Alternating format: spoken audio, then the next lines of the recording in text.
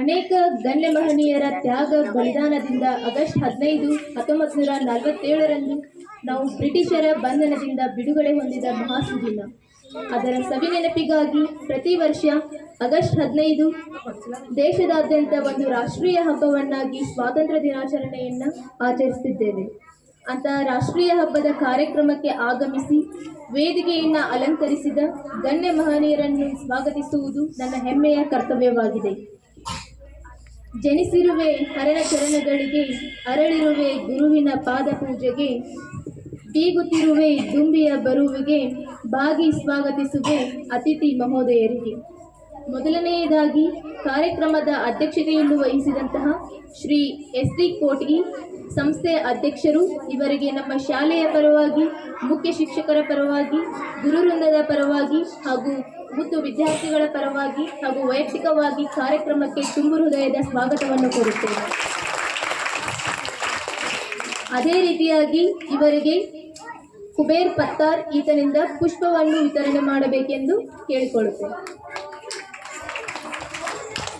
ಪ್ರಶಾಂತ್ ಮಡಿವಾಳರ್ ಈತನಿಂದ ಪುಷ್ಪ ವಿತರಣೆ.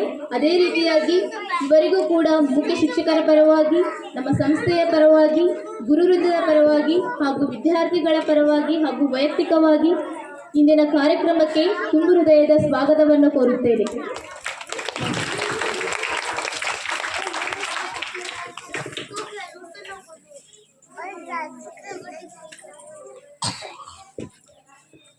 ಪ್ರಶಾಂತ್ ಮಡಿವಾಳರ್ ಈತನಿಗೆ ಧನ್ಯವಾದಗಳು.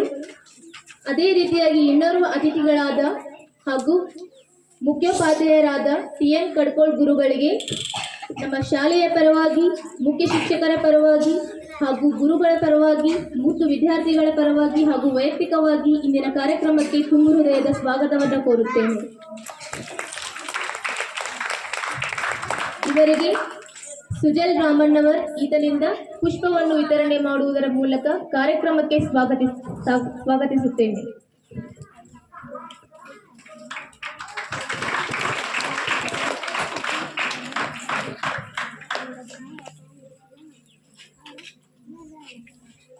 ಪುಷ್ಪವನ್ನು ವಿತರಣೆ ಮಾಡಿದ ಸುಜಲ್ ರಾಮಣ್ಣವರ್ ಇವನಿಗೆ ಧನ್ಯವಾದಗಳು. ಅದೇ ರೀತಿಯಾಗಿ ಪ್ರಾಥಮಿಕ ಮತ್ತು ಪ್ರೌಢಶಾಲೆಯ ಎಲ್ಲ ಗುರುಗಳು, ಗುರುಮಾತೆಯರು ಇವರಿಗೂ ಕೂಡ ಕಾರ್ಯಕ್ರಮಕ್ಕೆ ಆತ್ಮೀಯವಾದ ಸ್ವಾಗತವನ್ನು ಕೋರುತ್ತೇನೆ.